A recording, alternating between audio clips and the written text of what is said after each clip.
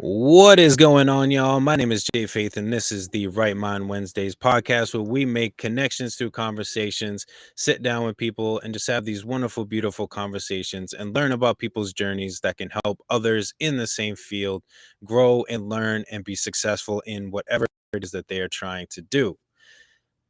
Make sure that you are following us on Apple, Spotify, SoundCloud, YouTube, Instagram, Facebook. We got all the wonderful platforms that everybody loves. So make sure that you check us out. We are also streaming live right now on YouTube and Facebook. So we appreciate anybody that is tuning in and checking this out. But enough about me and this wonderful podcast. We are here today for our wonderful guest who has taken her time out to share some of her story and what she's been up to. So without further ado, Sondi, what's going on? How you feeling today? Hi there, I'm Sondi Warner, and it's a pleasure to be here. Thank you. I really appreciate you taking your time to be on the podcast. I know the summer can be pretty crazy. I just got back from Cali on Monday, then I jumped right back into work, and I was out there for work, and now I'm back into my other work. So it's been a process, but I'm glad to be here and share this time with you. Fantastic. I actually have to be in California in November. I'm a Nice. panelist speaking in for Wattpad. And so, yeah, that traveling thing, I know exactly what you mean there. Yeah, I leave for DC actually on Monday, so it's like a quick turnover of things. So, but I love it. I enjoy it. It's fun. So, share with us a little bit about some of the things that you do. So for those that may not know who you are, um, that are new to what you're doing. Well, I am Sondi Warner. I am an author. I have been writing for about 15 years, but I did a lot of my work behind the scenes as a ghostwriter. And so my name Okay. might not have been recognizable because I was writing behind pen names. So that gave me a lot of experience. And now I have a book out. It came out in March. It's called ME ASTRAY. That is my debut in traditional publishing. And so that's what I do. I've been writing and that's my livelihood. I'd love to talk more about my process for getting there, which I've had a very unconventional route. And so, for people who don't know, I started writing on Wattpad for leisure. And Wattpad is Okay. a story sharing platform. And so, essentially, my career is writing. I'm writing as a ghostwriter. I lose Hmm. a client. I've got some free time on my hands. I decide I'm going to write a story just for myself to put out into the world for free. And lo and behold, it catches the right attention. And now I'm a published author. That's awesome. I mean, sometimes you just got to catch that right ear, and it just falls into place, and you're just like, okay, this is pretty cool. Yeah, yeah, definitely that. Prior to the book itself coming out, I have been in, different aspects or different fields of writing. I did screenplays originally. And so before I was 25, I already put two movies to my name. I IMDb credits for two movies. One of them stars Robin Givens. Uh, and so I Okay. switched over from that to just, a freelance writing. And that allowed me to do things like ad copy. So, for example, if you open your newspaper and it's like, get this new and improved, whatever, I was Yeah. writing stuff like that. Transitioned from that to doing blogs, short stories. Transitioned from that to doing novels, and so definitely an unconventional path. But it was really fun to be able to explore so many different avenues, which is not something a lot of people get to do. Hmm. Absolutely. I mean, I had this conversation with somebody else on the pod, and you're just another prime example of it, and a good testament of that is a lot of people think that when they first start out with whatever it is that they're doing, that they instantly have to know exactly, like, pinpoint to the T what it is that they want to do. And it's like it doesn't have to be that way. I started in college, management and marketing, and playing sports, to now, being a team coordinator. But at the same time, the skills that I learned doing all those different things now apply to what I'm doing. I just had to take a couple extra steps in order to get there.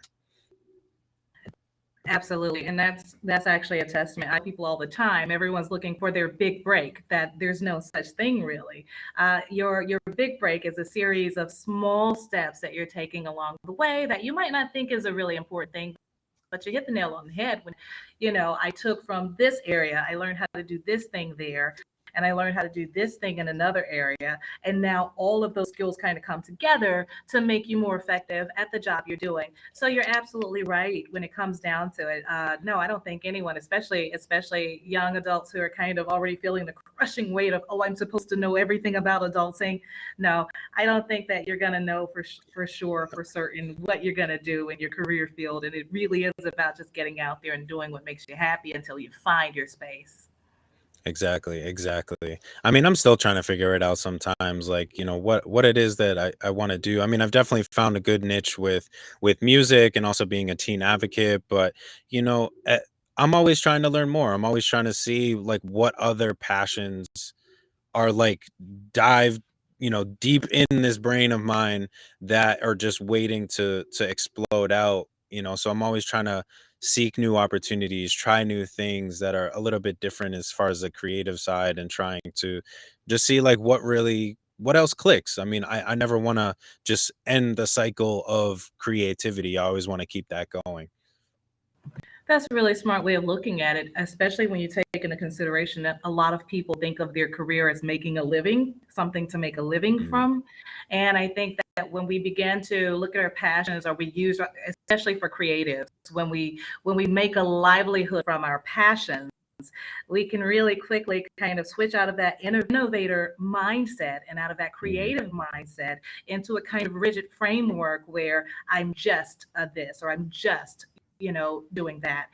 So if we continue to kind of take the approach you're discussing there, where it's like, okay, but what else can I be, or what else would I like to explore, where I'm not kind of pigeonholing myself into where my career is, I think that we end up Mhm. finding things that are much more fulfilling and that feed our souls a lot better.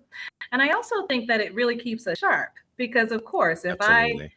randomly decide to try this new creative outlet over here, is that I can tie it into, my creative career. For example, I on a whim, it's a free course on transmedia storytelling.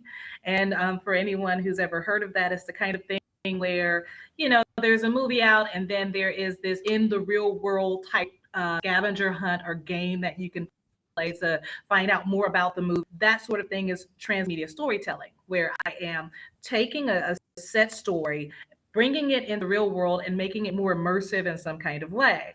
And so I take this course on a whim. I'm an author. I have no need for it. But Right. because I take the course on a whim, it's like, oh my gosh, I have all these really wild and fun and crazy ideas for how I can actually market my book in an immersive, innovative way. You know, because for people who don't know, I think a lot of the field of writing is so opaque, and so people who are not authors might have this kind of idea that you get a deal, and then the publishing house just push you out there into the world, and they promote you. They do, but a lot of the promoting that you see, a lot of authors, and take allowed me to develop new skills that helped me with marketing my book and future books that I'm working on as well. So I like the fact that you mentioned that you kind of stay open to, what new things can I explore? What else is in this head of mine? Yeah, it's funny that you said that too. The marketing piece always comes down to the creator versus the label or the production team, whatever. Like, and it really is. And people think that these deals or whatever just spawn magically, and then somebody just takes it away and everything happens. And it's like, no, the artist, or writer still has to put in all that work to make sure it's not just some magic fairy dust that falls down and all their dreams come true. It's like, if you really get to know artists and writers, like they're still 24/7 doing what they need to do to get themselves out there, because it never you know it never stops for us. And we can't just rely on the publisher or the label to help, because and you got to be authentic with it yourself too. Yeah. Yeah, you're absolutely right. And I didn't mention, I said all the other writing I did, ad copy, screenwriting, everything. I used to write music though. I used to be in the music industry. So I know Okay. how If you really intend for that song to be, an earworm, then you've got to make it that way. You've got to make sure people are listening to it, that they have access to it. And it really circles back around to something else you mentioned about I took skill from and I apply it to Hmm. this area. So when I was you, I was making music. I was doing a lot with music. I don't know why I didn't pursue that further, but I kind of deviated to fiction writing. But uh, being in the music industry did allow me to recognize the concept of making someone love your product. Now it's a lot to me Hmm. in some ways. To me, in some ways, it's a lot easier with a song because I'm just asking you for a time commitment of maybe, a maximum of 5 minutes to listen to Yep. this right quick and tell me if you like it. Whereas Hmm. with my book, I'm asking you to dedicate a couple of days to coming and looking at this, reading this, and becoming involved with my characters. And so I've always found that when it comes down to writing books, it was a lot harder for me than with a song because I can get you in the first 30 seconds, if not the Hmm. first 5 seconds with a song, but 5 seconds into my book and you're still wondering, yes, but really, should I buy this? Yeah. I did definitely translate those skills over and made sure that from seeing the experience of, making people like your product, making people interested in what you're doing across the board. I think maybe that was my earliest foray into the idea of marketing. Yeah, for sure. I mean, I can't even imagine the challenge, especially as a creative writer, to have this amazing idea. You have this great plot twist, everything else in there, but you have to wait for the reader to actually get to that point and like hope that they continue on and they're like, I need to learn more, I must learn more. But it's like you can't, like you said, like in a song you can get that, like that you can really catch the vibe. But if you have those little secret details sprinkled in towards the middle of the book, it's like they really have to dive into that in order to really see that. And I can't imagine the challenge it is, to have to, I don't even know, like, I don't even know how you would describe that. I don't know if it's like waiting or just like, hoping, that they like really engage in the book without you.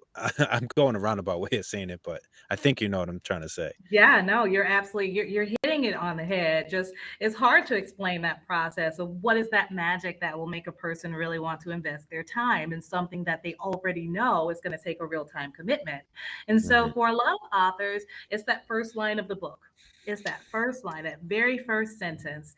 Can I get you with this first sentence? If I can get you to keep reading this first paragraph, if I can get you to finish reading this first chapter, then I can keep you kind of at least immersed in the story enough so that you can get to know my characters and they will do the rest of the work of really hooking you emotionally. Um, like I mentioned before, this story, Lead Me Astray, that got published in March, it started off as something I was doing for fun, a leisure project, because I had been working as a ghostwriter for a number of years. And by that point, I think I was a little bit burnt out of that aspect of publishing. Because it's a Hmm. real grind when you're a ghostwriter. There's this expectation that you've got to, whereas a normal author might finish a book in a year, as a ghostwriter, I've got to finish a book every other month. I've got to finish a book Oh every wow. month. So, and I was doing that for years. So I lost a major client who was near and dear to my heart. We worked together for so many years, but the publishing house closed down, and I found myself without any other ghostwriting clients. And so, like I mentioned with Lead Me Astray, it was a leisure project that really took off on the Wattpad platform. But what you're mentioning here about how do you hook someone, with something where you've got a big plot twist, but it might be 30 chapters in. The Mhm. platform for Wattpad is a serialized fiction platform, and that means that I might post this first chapter. I'm not going to post a whole book at once. And so that's the benefit. I'm going Mm. to post a whole book at once. I'm going to post a chapter this week and a chapter next week and a chapter the week after that. Kind of like your favorite television show. You can expect a new chapter every Thursday or whatever. And with that type of format, it actually in, a reader, its own personal hook.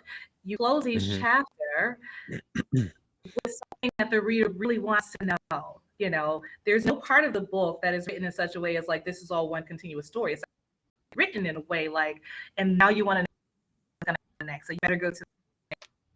And I think that that's something that really works in my favor, particularly having come from a background of writing for other people and really understanding things like appealing to a specific demographic. Because as a Mhm. ghostwriter, you're looking at a lot of data on a regular as far as what your clients need and what your readers want from the name that you're working for. So Right. you're not even looking at it from the perspective of, oh, but this is my baby, this is my art, this is my job, this is my job. Yeah. And it got me used to that concept. So when I translated that over to something I'm doing for fun now, this is my baby. This I'm just writing this book because I really want to write Yeah. this book. But I Mhm. also know how to look at the data, and I know how to give this demographic that particularly uses this platform. I know how to give that demographic what they're looking for. I know how to build in these cliffhangers so that even if you're not into that plot twist until you're 30, you're going to be so intensely in love with the just the process itself that by chapter 30 you're going to want to see what happens next. And I think that's something that writers enjoy. That's the enjoyable part for most authors is just knowing that yes, but you want there's really something good coming up. Yeah, it reminds me of like a television series, only the reader is allowed the opportunity to kind of interpret it in their own way, in their own head, and kind of create their own scenes based on what's written, but then still leave them in suspense at the end of the chapter going, "Wait, what happens next chapter and what happens next season? Like what I want to know." So then, it gives that buy-in that you said of really earnestly wanting to know what is going to happen next. So, they tune in next week and the week after and the week after because they want to know what happens. And that's a great way to put it, especially for books and like you said, trying to hook those people in there. No doubt. And I also my book is a murder mystery ghost story romance. There's a lot going on there, but it Oh was very yeah, easy. definitely. It was very easy to kind of build in those suspenseful moments because it's like a who done it, who killed the main character, Mhm. and that was something else that was very novel and different that I think a lot of readers enjoyed. The main character is a ghost. She's not even Okay. alive. She spends the whole book trying to figure out how did I wind up here? How did I die? What happened to me? And of Ah, course, that makes readers really want to know too. And it was a lot of fun to write because I was predominantly writing romance as a ghostwriter, and that's not what I read. What I read is okay. I read everything. I enjoy everything, but I'm particularly fond of mysteries and crime stories and true crime and that kind of thing.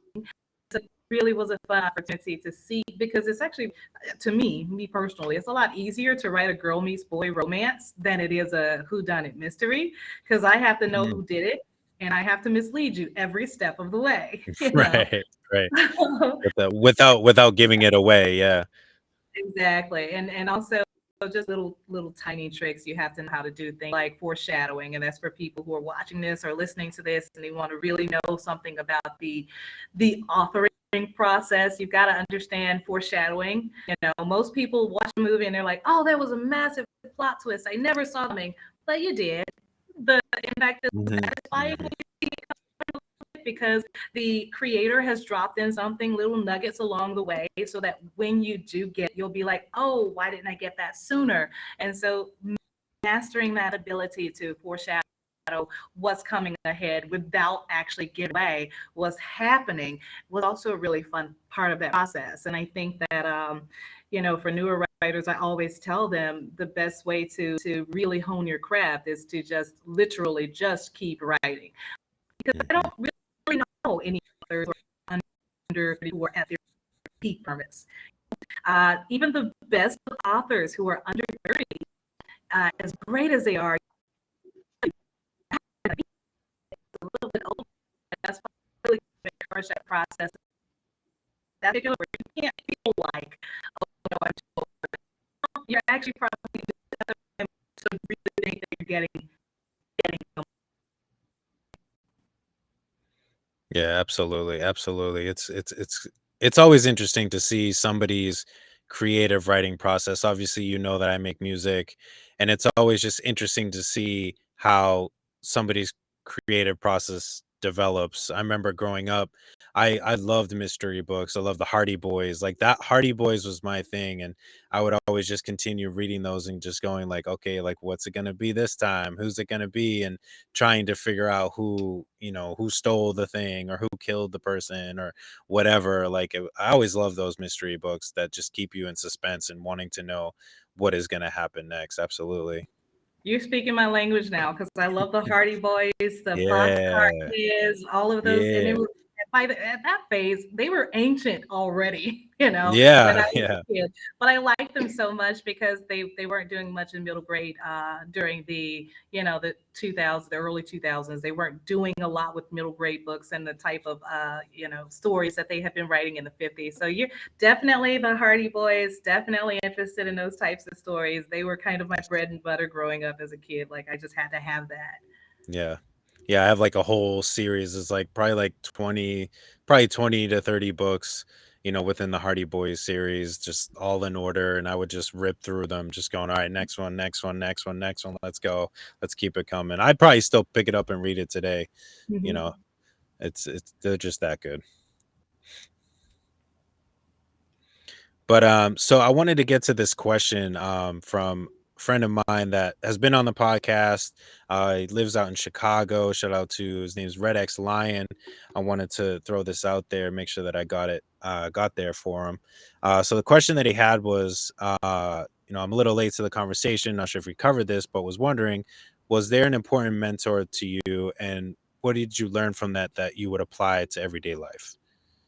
Oh yeah, definitely. I think that everyone who comes into our life for a reason, right? That's Yes. my firm belief. I feel like every person who enters your circle is there to impart something if you want to learn. And a lot of the time people don't learn what that person is there to impart because they make assumptions about, oh, you don't know this, or I've got a better education than you do, or I've got more money than you do. Hmm. But everyone I encounter, I try to meet them where they are and fully understand that there's something they know that I don't know. There's definitely for certain. I don't care if it's the lowliest homeless person or the wealthiest person in the world. Uh, it doesn't matter. They've got something that they can teach me, that they can share with me, that can help me to be a better person. And so I don't even think of it as like just this one mentor. I feel like there have been key guides in my life who stuck around longer and taught me a lot more. And Hmm. I mentioned at the beginning of the podcast that I also did songwriting when I was at LSU and I was working in the music industry. And one of my very good friends from LSU got his degree in mass comm, went on to have his own film production company now. Shout out to Aaron Williams.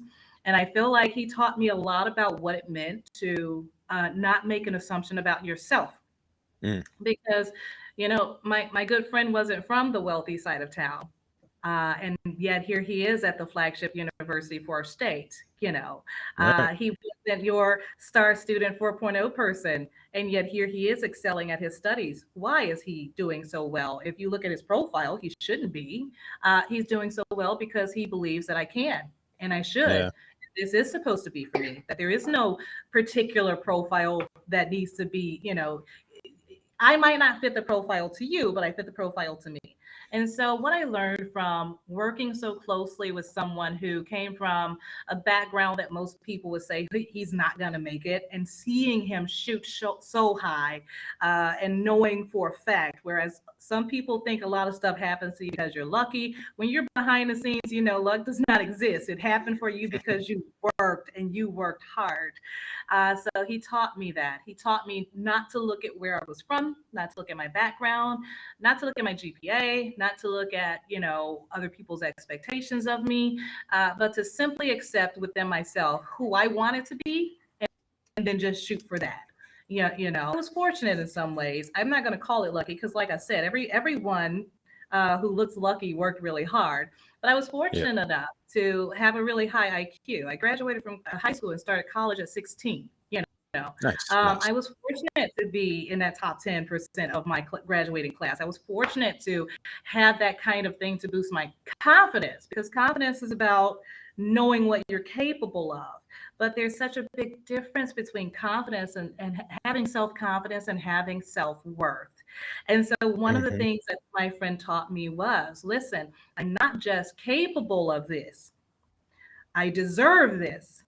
And that's why I'm going to own my own production company. That's why I'm going to be making movies. Yeah, I know I'm capable, but I'm not capable so I can work for someone else. I'm Right. capable and I deserve this. And so, if I had to highlight any one of my guides from life, I would definitely say that was a big, big learning experience with Aaron. And I've been taking those kinds of insights with me every step of the way from that point on. You know.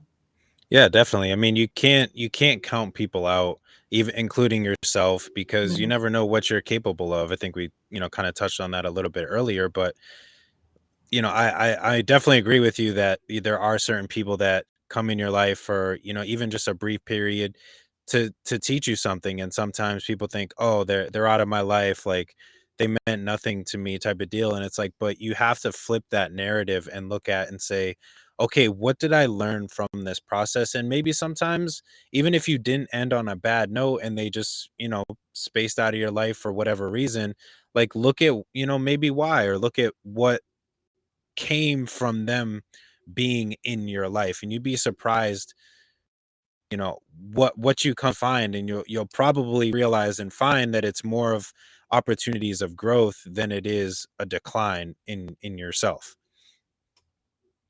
Definitely. In fact, I was listening to, I want to say it was Kaylani the other day. She was on a different podcast and she was talking about how, and thank you, by the way, but Kaylani was talking about this concept of rejection.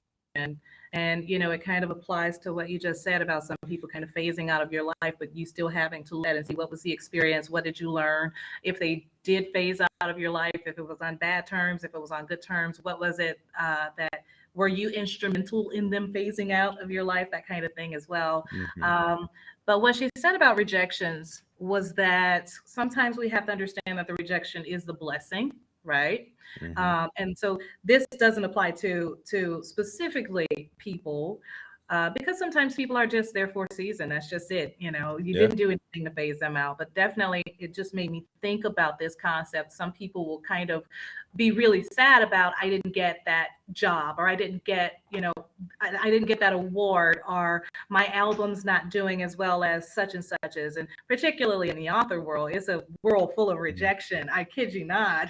So many Yeah. authors get into this and they've got to query and find an agent and get a publisher. And then once the book is published, is it received well? Is it well liked? And then you've got to hear what the critics have to say. And then all your readers can leave a review. Just a world full of rejection in a lot of ways. But the point of rejection, sometimes the rejection is a blessing, is that there is an experience here for you. There is a lesson to be learned from this. And you didn't receive that award or that job, or your book's not taking off just yet, or you receive that critique, etc., because it's preparing you for the next round, the next Mhm. level.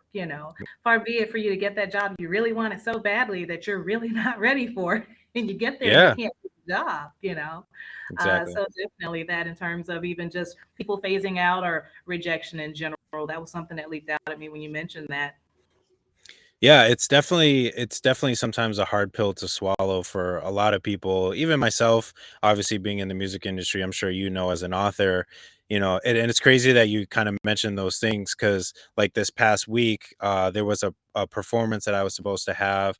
They ended up nixing it. I was hoping for an award, amongst some other great advisors. And I'm not knocking any committee. I'm not knocking the advisor that won because he's an amazing and phenomenal advisor. I've gotten the opportunity to chat with him, and actually just grow with him through these past 7 months on something that we were working on. But it was like one of those things again. You're like, oh man, like I really wish that I won that, or I wonder why they didn't let me perform. And everybody, at least on the performance side, everybody that I kinda mentioned it to, because, I'm not gonna lie, like, it was upsetting, to hear like, "Hey, like, you're not gonna be able to perform, but you'll still be at the event, etcetera," and, obviously, you do have those feelings, it's, nothing wrong with that, And everybody that I talked to about it, they just said there's something better coming. Just keep pushing. And I was like, no, you're absolutely right. And I'm still working on, changing my frame of mind with that. I'm just, as many people, I'm just in that moment at this time. But I know that I have to get out of there, because if I keep myself there, I'm just going to self-destruct myself, and I have to push myself out of there. And the same thing with the award. It's like, oh, I didn't win the award, that makes me, not as good an advisor. No, it's just you're competing against a lot of good advisors. And, take that as a lesson of, maybe things that you can do in the future to be a better advisor, and, challenge yourself to be better. Even talk to the advisor that won. We'll definitely stay in touch. But, talk to him, see what he does at his program, and, what works best for him, and learn off of these people. Don't put these people down because they achieved something that you wanted. Learn from them so that you can get to that spot too, if you really want it, in the right way. Mhm. Definitely that. I guess there are so many parallels between kind of the music industry and the publishing industry, because it's so spot on that I've seen other authors say it all the time. It's not something I typically say online out loud, but sometimes I'm reading a book and thinking to myself, how did this get published? know? And how did it get published? And Preach it's it. popular, and this is not popular. I know exactly how that feels. I've been, I guess you could say, blessed or cursed to have lived the kind of life where I have had a lot of letdowns. I say blessed as though it feels cursed. I say blessed because Hmm. what it did was it taught me really early on to kind of spot this trend. The first thing that I started to realize way back in my early 20s was that, okay, if all of your life is falling apart at the same time and everything's going wrong, then you can pretty much expect you're about to make a massive break. Like something really big is about to change in your world, Hmm. because you can't have change without chaos. If you look at nature itself, if you look at the process of a transformation, you cannot have a transformation without chaos. And so that was one of the early lessons I learned. And then from there, I was able to really pay attention to all those blessed, cursed letdowns and start to see Hmm. that, okay, well, I just got this cute little house and a hurricane came and destroyed it a couple of months after I decorated. Wow, that Oh, was wow. bad. Yeah. But Yeah. also, as a result of that, now I move across 2 states and I'm living in the house of my dreams. Well, that's good. And I wouldn't be here if that hurricane hadn't destroyed the other house that was just Right. okay. And the same thing happened in my career, hands down. Every single time I feel like that really sucked, that I didn't get that thing, or I didn't get that recognition, or worse. And this is one that I see a lot of the time. It used to really get under my skin, but now I'm at a point where I can understand it better. It used to get under my skin that I would get online Hmm. and come up with, in my spare time, come up with this, amazing social media strategy, because I can think it up. I'm just not consistent. But I can come up Yeah. with this. Yep. Yep. I could come up with this brilliant, innovative, new and different thing that no one's doing, to my knowledge, and I'll put it out there, and then I can look and see all these different people who I know have been following me or watching me, and they're all doing this same thing. And it used to get under my skin, because it would be like, why don't you all get your own ideas? And I had to grow up. I had to grow up some, because I had Yeah. to Yeah. realize that, how do ideas spread anyway? We're all copying Right. something. We're all Hmm. copying something. And not only that, that feeling that I should just be so unique is a really isolating feeling. It leaves you very much by your, who Hmm. cares if you came up with this innovative idea if no one's looking at it, right? And Right. so that process of kind of getting out of my own way, stepping out of the kind of stranglehold that ego can have on you sometimes, that I just deserve to get recognition because I'm better at this and I worked harder at this. Stepping back and recognizing uh, that it's really more so about timing than anything. Hmm. And that your time is definitely going to come. You just have to keep working, and not working like, oh, I've got to get better. I got to do more. I've got to, for me, it was stepping back and recognizing, am I having fun? Because it Yeah. doesn't matter if I'm getting better and I hate it. It doesn't matter if I Exactly. get a lot of recognition and I hate it. It doesn't matter if this opens up a lot of doors where I got, now I'm the premier author and I've got 7 left, in this deal, and I'm making scads of money from it, but I hate Hmm. it. And so by Yeah. flipping that on his head and getting to a point of understanding that everything that looks like a crisis is actually just an opening. It's got to remove something so it can get you ready for the next thing. And if you just be patient enough to watch that next thing, that was a really big lesson. And the other part of it was get out of your own way. Let the Hmm. timing do what it's going to do. Because I kid you not, I didn't really go deep into it at the beginning of this interview, but I have on other interviews. So a lot of my regular followers have heard it. And I'll share the story so that your followers could hear it. That big client that I had as a ghostwriter was so near and dear to me because we had worked together for so many years. And I went into freelancing at the beginning making 1 cent per word. And so that means that if I just wrote you this, 5,000 word short story, I'm not even clearing, gas money for the day. And I meet this publisher who's paying me a fair amount for my work, who's giving me advances, who's stating to me, this is a place of growth for you. I'm going to make a position for you within the publishing house, etc. So I'm looking at this like, finally, my dream come true. I wanted to make it in publishing and I'm going to. And then he comes and he says randomly out of the blue, years into this, where I'm deeply committed, I've let all my other clients go, and it's not easy to get the clients. So I've let Yeah. everyone go. I put all my eggs in one basket for this guy. And it comes out that I've got to shut down. And you don't have months to prepare. This is No. it. This is it. We're shutting down. I'm so sorry. I wish you the best of luck in the future. I was devastated. I was Yeah. devastated.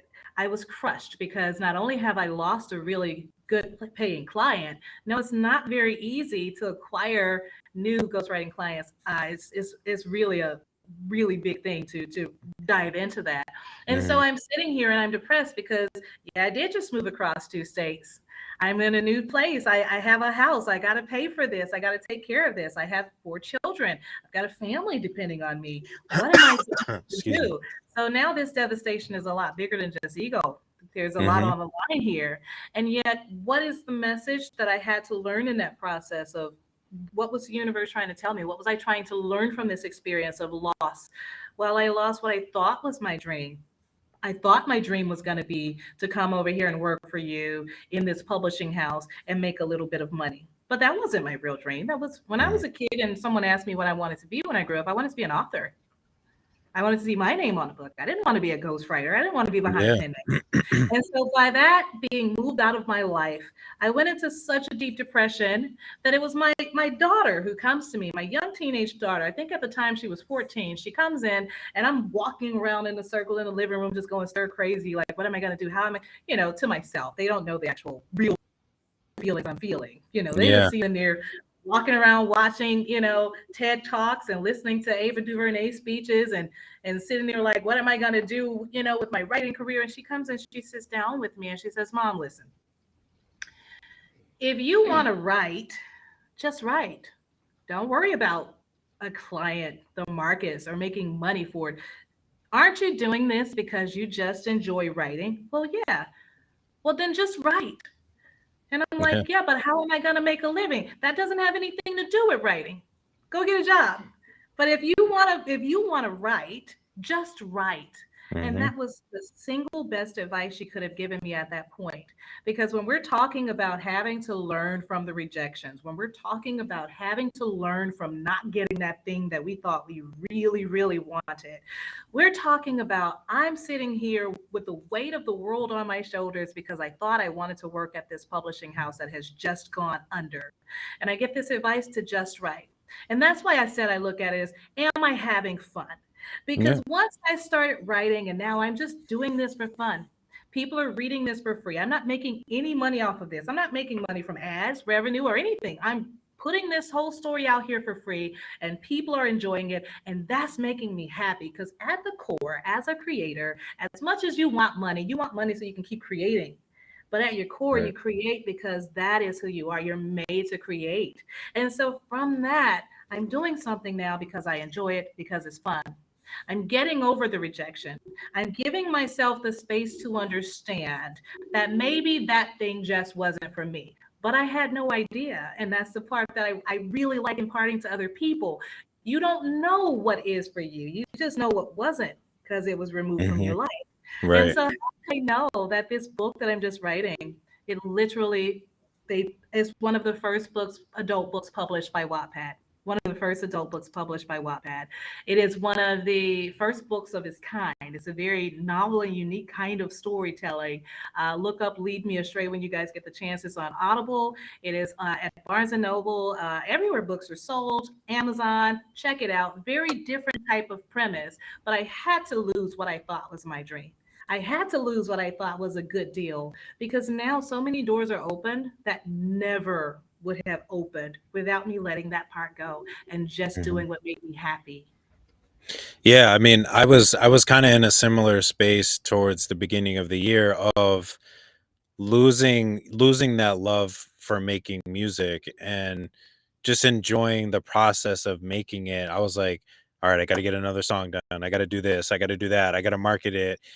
Nobody's following me. Nobody's adding me. Nobody's listening to my music. My numbers aren't up. And I'm like, dude, like where was the J Faith that was writing I'm Still Human and just enjoyed bawling his soul out, bearing his soul out onto a track, didn't care what it sounded like, unmixed and mastered to crappy mix and mastered by myself, to still putting it out there and going, I know that this project is dope and I did it myself and I don't care. Like it's just dope and I know it's dope. And I always get those revelations whenever, I'll listen back to some of my music and I go, Jay, like, what are you worried about? Like, your music is good. And I'm not trying to toot my own horn and sound cocky or anything, but I'm like, what you have is good. Stop stressing about numbers and people's perspectives and whatever. Like you said, like just keep writing, just keep creating.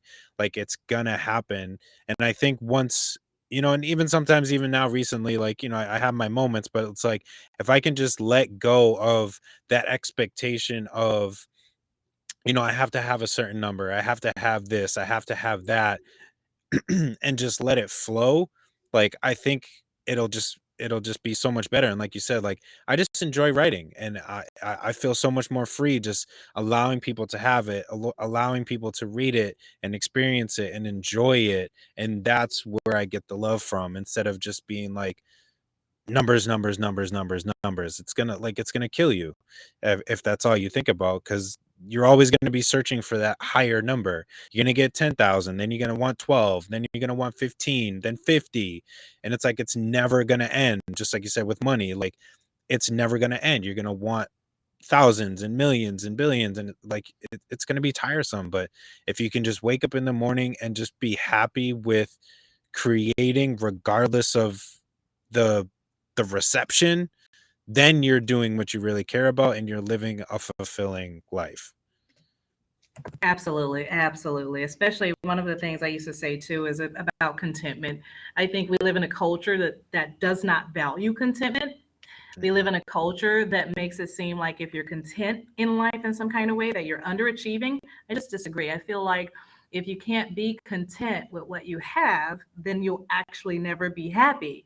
Now, and make no mistake, content with what you have does not mean, and I'm comfortable here, I've made it and I'm resting on my laurels and I'm done. That's not what I mean.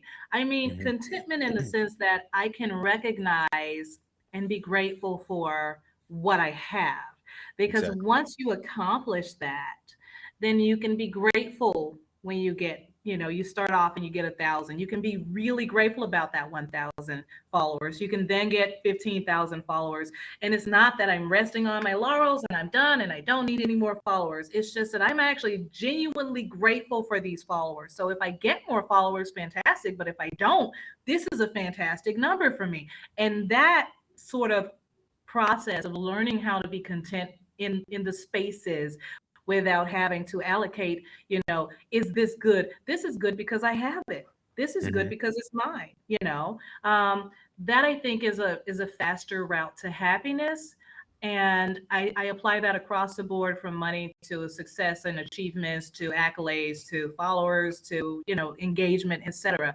Because if you're not happy with the 10 people who like your tweets every day, Right. you're certainly not going to be happy when it's 100, and you're definitely not going to be happy when it's got 10,000 retweets. Now you're really shooting. You really want, I need it to be 100,000. And it's like, well, when are you Hmm. going to be satisfied? You know, they have this old saying, enough is as good as a feast. And I apply that to my life so deeply. Enough is as good as a feast. It's fancy words, but it's saying something so deep. If I've got a whole table spread out before me, that's a feast. It's fantastic, wonderful. But all I actually need, I can't even eat this whole table. I Right. cannot eat this whole table. And Hmm. so enough for me is really just as good as this whole table because I can't even eat this whole table. And from that perspective, I think we can kind of get into a space as creatives because one of the things that you do here is have these conversations to make these connections, right? And it is about kind of sharing different perspectives about what it is to be a creative and how we do those things. And so I do something similar when I'm communicating on social media in particular about kind of spreading this idea that if we center in what feeds our soul, and so we're doing what our job itself is feeding our soul and not really just something that we have to do. And then we learn how to find the contentment and be really grateful, not the grateful that we learned in Sunday school where, now say thank you, but Hmm. Yeah. really grateful. Where it's like, wow, I'm looking at this and last year I didn't have this many followers, Exactly. uh, and we put those two things together where we're doing something that makes us happy and we're really content with the results. That actually is what I see, what I have seen. That's when the doors really open. That's when the followers really kind of come in. And it's just kind of, I mean, you got to look at it. This right now there's this manifestation craze. Everybody's talking about I manifest this, et cetera, et cetera. But at the core of it, one of the things that you can look at from even just a scientific perspective is that our expectations shape our behavior. Hmm. And so, Absolutely. therefore, if I don't expect to do really well to have these followers, then I'm going to behave as if I don't really expect. Like I hope I get it, but I don't really expect Hmm. I'll have it. And so that transition into a headspace of I'm doing this because I'm really enjoying this. Well, now I don't have an expectation of a lot of followers or little followers. I don't have an expectation of what is this going to be or what is this going to do. My expectation is that when I come to the table, I'm going to enjoy this. So guess what? I'm attracting that. I'm Hmm. behaving. My behavior is shifted by the expectation that I'm here to have fun. And so I'm only doing the things that are fun for me. I'm not doing the other stuff that I don't want to do. And in the same way, that's where you start to see kind of a pulling in of those other, components that kind of make it a more enriching experience with much more engagement, bigger followings, etc. And I say that really completely as someone who has spent a lot of time. I'm a writer. I spend a lot of time looking at data and looking at Right. the Yeah. numbers Of course. and looking at engagement until you get to that point where it's like, what's the most important part? Well, I wrote this really nice sentence and I enjoyed it and Mhm. 10 people liked it. And so, hey, that's enough. That's great, you Yeah. know? And you'd be surprised just the impact that you have with those 10 people. Like, who's to say? Like, you never know. Like, we look at, oh, 10, excuse me, 10 likes, but who's to say the, geez, excuse me, who's to say those 10 people didn't tell 10 other people? You may not see it on Instagram, but who's to say they didn't tell 10 people, like, hey, I just listened to, Jay Faith's new song. It was really cool. It touched me to the core. Go check it out. And then it spreads like wildfire. But like you said, like if we're just so focused on those numbers and, those expectations, then we just fall short every single time. Yeah, one of my favorite experiences with social media itself is that it kind of creates an avenue for people to reach out to you, right? Mhm. And I don't take, I really, I love my followers and I love the people who have been supporting me. I don't use social media in a like a family way. I don't really have a lot of people I know in everyday life on social media. And so as a result, sometimes it can feel like just work. But my favorite aspect of it is when someone reaches out and they're like, listen, when I see you up there, it makes me feel like I can do that, you know. Mhm. And I get that, I get that quite a bit now. I guess I've reached that age too, by the way, Yeah. where I reached that age where people are like, yes, I can look up to you because you did it. It's like, well, I'm still doing it, but I'm still figuring it out. Yeah. But thank you for Yeah. for that, that compliment. That is one of my favorite things about this too. And I think sometimes when we, like, for me personally, when I would get hung up on, yeah, but only, two people like this Instagram spread, and I put hours into this. I put hours into this, and Hmm. only two people liked it, and it used to discourage me so much. And then I started. I think I watched like a. I'm sure I had to watch a speech or something because I'm one of those people. I like motivational speeches. It might be Hmm. weird, but I like motivational speeches. They really Absolutely. get me going. And I was listening to a speech where it was pointing out basically that sometimes you're ignoring that one cheerleader, that one person who Hmm. always shows up, and you're taking them for granted because, yeah, but Yeah. I wanted like 20 people. No, but it made me start to recognize that, wait a minute, that's a familiar face, and they're always showing up for me. And so that space, it really got me to look at that and be grateful. And it's like, yeah, I might not have 100 likes on this, but I can guarantee you it's going to be 2 to 3 people that no matter where I'm at and what I'm doing, they're going to show up and they're going to be supportive. And that speaks volumes. I think that that's Absolutely. probably a lot bigger for me personally than just knowing that someone in passing hit like. you know Exactly. Hmm. Showing up, that shows real love. And so it's been a learning experience, definitely, and kind of transitioning out of these spaces that we were talking about, where I started off really looking at, oh, I want more, and reaching a point of recognizing I can be content, and then capitalizing on the platform that I have now as an author to spread that message to other creatives that, yeah, no, listen, once you start to get content, not content in the fact that you're lazy and I don't want to work anymore, I'm not hungry for, I'm still hungry for it, but I'm Hmm. content because enough is as good as a feast. So I'm really content with this enough right now. Once you start doing that, you're going to see your entire life change. It's going to change radically. And it really, if you look at it outside of the scope of in some magical way, it's going to change. It's going to Hmm. change radically because now you're happier and you feel Exactly. better. You're enjoying yourself. Definitely. Absolutely.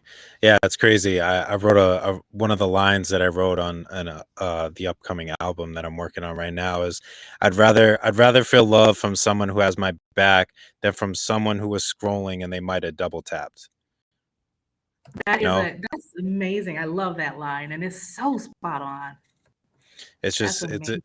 I'd rather have somebody that I know genuinely cares about me as a person than just clicks a picture and it's like, I could have written, paragraphs on how I'm really feeling deeply, Yeah, emotionally, passionately, but they were just like, "Oh, it's J Faith. Oh, cool. I'll just throw a like, yeah. whatever." And it's like, dude, Mhm. like what if maybe I mean, I'm not saying I'm in that headspace and I thank God for that. Like, what if I was just in like my last ditch effort of trying to either reach out or really share something that was just so near and dear to my heart, but like you like really didn't care. That's why I think people, and we've been talking about this, throughout this whole thing, is you really can't take those likes for a face value because again, like they could have just been going and going, "Oh, hey, it's Sondi. Okay, cool. Double click. Mhm. All right, moving Mhm. on." Like, before you've even gotten the notification, they're 5 pictures down Yeah. liking Yeah. somebody else's picture. So it's like at the end of the day, don't take them so to heart. Yeah. No pun intended, but Yeah. don't take it so to the heart. And I mean, I'll admit that sometimes like I scroll myself and sometimes I'm just like, hey, oh cool, dope, he's doing such and such, or I click. But I'm like, I won't read the caption or really, sometimes Yeah. look at the picture. So like I'm just as guilty of it too. But Yeah. so you know, you just I think gotta do what you love. Yeah, I think everyone's guilty of it to some extent, but the most important thing to me is when and it's what I'm doing, it's what I'm learning how to do, it's what I'm continuing to do. Before we even started the podcast, I actually mentioned to you, listen, I've got a couple of people who will show up for everything I do. That makes me so happy. And I'm incredibly grateful for that because that to me is a difference between, a fan and a Hmm. supporter. And a Exactly. supporter is really there for your creative process. They want to see your journey. And so, my goal as an author is to continue to be really kind of in the headspace and in the space, the heart space of valuing, even if it's just one person who's clapping, even if the one person Hmm. who's clapping is me, even if it's just Right. me, valuing who's there and supportive of my craft, doing what makes me happy, doing what feeds my soul, sharing and spreading that message. And I think that by doing that, we leave a legacy. Because even if my book is not being taught in schools, which it probably won't be, it's a romance novel. Yeah, It yeah. probably will be taught in schools. But even if it's not something that stands the test of time, my loving advice is going to be in someone's heart for whatever duration of time it's meant to be there. And they might share it, like you said. They might say to someone else, hey, I heard this one line that Jay Faith said, and that really hit me. And they might say to someone, yo, I listened to that Jay Faith song, and that really stayed with me. And you never hear it because they're not over on your Instagram. Mhm. They're not Yeah, over on your Twitter, and they're not over on your Facebook. But exactly. that's the real legacy more so than a product or an item or some sort of an icon that we can have in this tangible real world. What is the legacy we're leaving in people's minds and hearts? I think that really matters. Absolutely, absolutely. And speaking of legacy, like you've had this book published. Like what was the process of creating something like this? I know you mentioned, just really just like your daughter said, just writing and just Mhm. doing what you love. But can you dive in a little bit further as far as like, you know, you've finished what you loved and then reached that point of like, okay, what do I do next? Well, I did not have a conventional route. The average author finishes up their manuscript and then they query. And that's basically a process of writing letters, writing emails to different agents and say, hey, I have a manuscript. Would you like to take a look at the first 3 chapters? And would you like to represent me so that you can help this book become published? That's the Okay. traditional route. And it's a very slow process. It could take years even just to get an agent. I see so many of my peers who are just in the trenches trying to make sure that they get representation so that their book can even be in front of a publisher, much less actually be published. So it's a long process. And mine wasn't like that at all. I wrote Mhm. Lead Me Astray just for fun.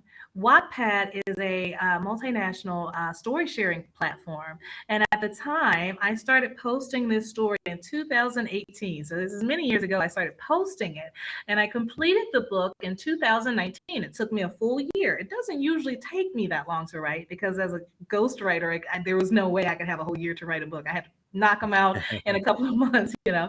So just writing for myself, it took me a year to write it. So I finished it in 2019. And Wattpad has this international writing contest. There's Okay. no At the time there was no like big prize or anything. It was just you get the bragging rights of I won the Waddies.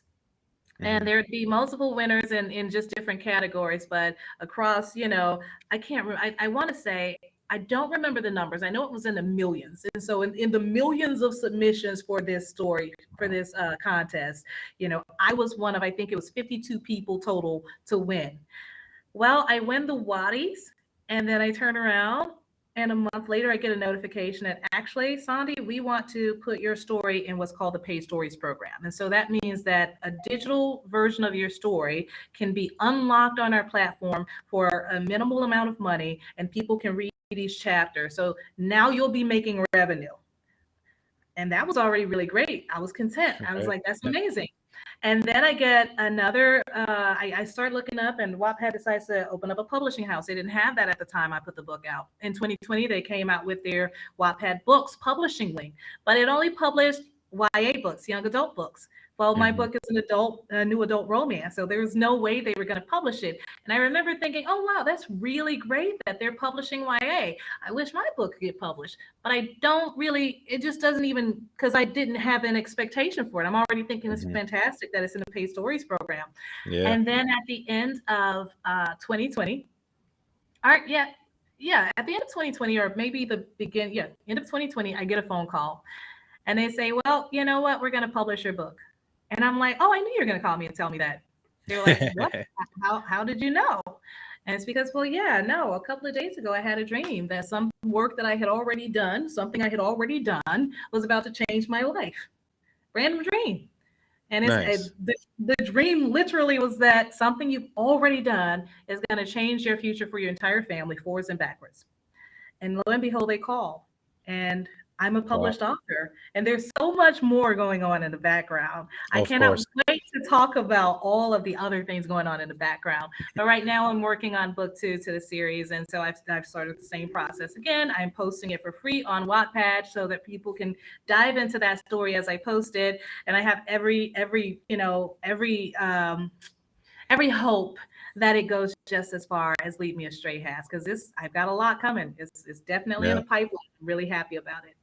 That's amazing. No, that's really amazing. And it just goes to show that, again, just doing what you love, doing what you care about, not having those expectations and Yeah. just putting it out there. I mean, if you never took the chance to enter that contest with, thousands and millions of people that are entering, like some people think, oh, there's a million people entering. What chance do I have? But like, look what happened. Like, look what happens. And it's a domino effect. And again, appreciate the level ups that you get. It's like, okay, I won the contest. Okay, cool. I got some bragging rights. Oh, now I'm on this platform. Oh, okay, cool. That's all even better. Oh, now they want to publish it. Oh, okay. Like now we really rolling here. Okay, like Yeah. I see where this is coming. Okay, cool. Like, Mhm. you know, and it's like you never know what that little, you know, the little seed that you plant turns into this giant tree. Like you never Yeah. know, but you got to plant the seed first, Yes. to use that Yes. old cliche. But you gotta start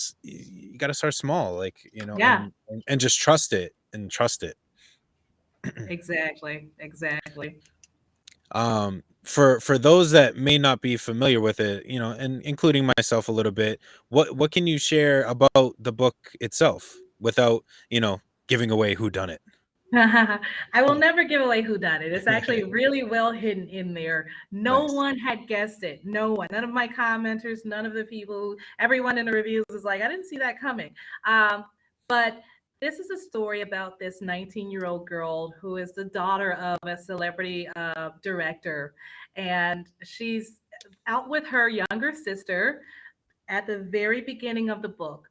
And Ari Edison, our main character, is someone who plays by the rules and always does everything right because she has to be this role model for her 17-year-old Instagram model sister who's out there like, I just want to have fun. I'm here for the party. I'm here for the uh, function.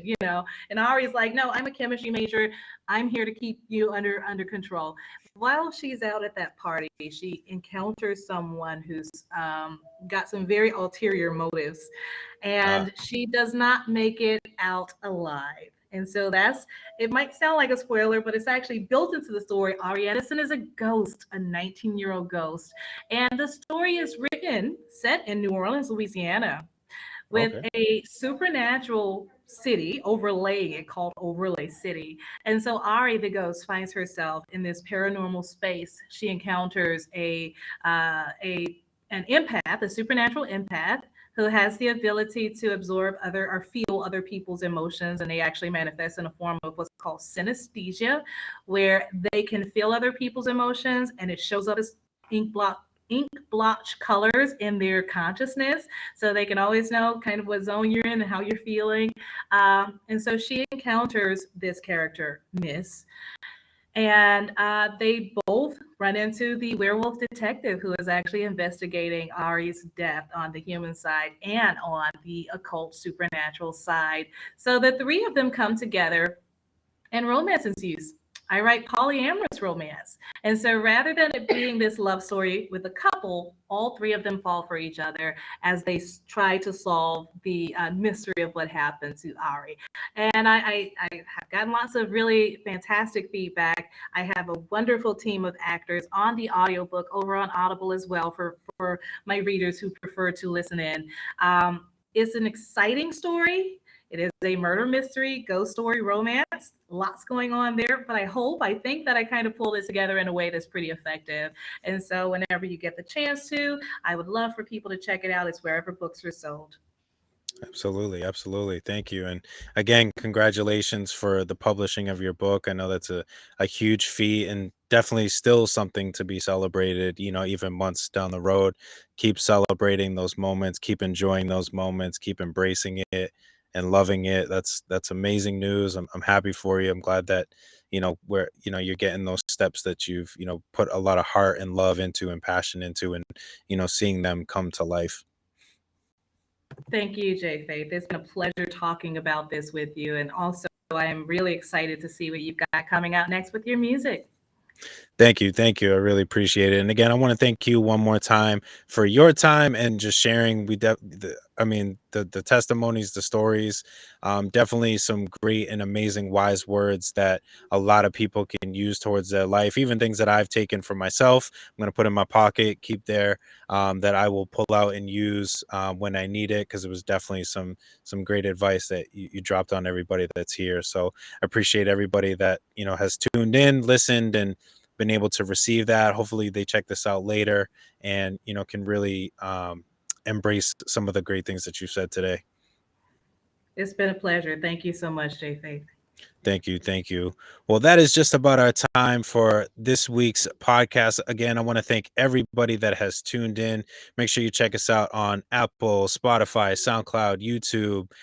Make sure that you also follow Sondi. And if I have this correct, at Sondi underscore is underscore on, because she is on the mark with what she does. So make sure that you check it out. Make sure you check out her new book. Definitely worth the read. Again, I appreciate you, Sondi, one last time for being here. My name is Jay Faith. This is Sondi, and this is the Right Mind Wednesdays podcast. Until next time, we'll catch you later. What's up?